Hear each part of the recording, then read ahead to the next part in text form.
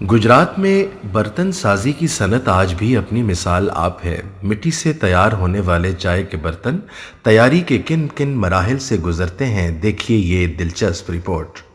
माहिर हाथों से चाय के कप बनाते गुजरात के ये मजदूर जदीद दौर में भी कदीम दौर की तरह बर्तन साजी का फन जिंदा रखे हुए हैं। मगर इन कपों को बनाना आसान नहीं बल्कि जान जोखों का काम है। खाम माल में फ़लसफ़ा, गवार, silk clay, China clay, C11 इस्तेमाल होता है, जिसे पाकिस्तान समेत बाहर से भी बरामद किया जाता है। पहले मरहले में इसे पानी के साथ मशीन में ग्रेडिंग किया जाता है, फिर मिट्टी से पानी, हवा और नमी निकलने के बाद इसे फिल्टर प्रेस किया जाता है। अगले मरहले में मिट्टी को बड़ी प्लेटों की शक्ल में ढालते हुए सांचों में डालकर कच्चे कप की शक्ल में ढाला जाता है।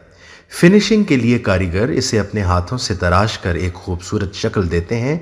कप का सबसे अहम हिस्सा इसका हैंडल है, जिसे बनाने के लिए बड़ी महारत दरकार होती है। कच्चे कपों को खुश्क होने के बाद इसकी बैरूनी सतह पर फिनिशिंग के लिए ग्लेस करके कप को पकाने के लिए 1000 से 1500 दर्जा हरारत की भट्टी में से गुजारा जाता है।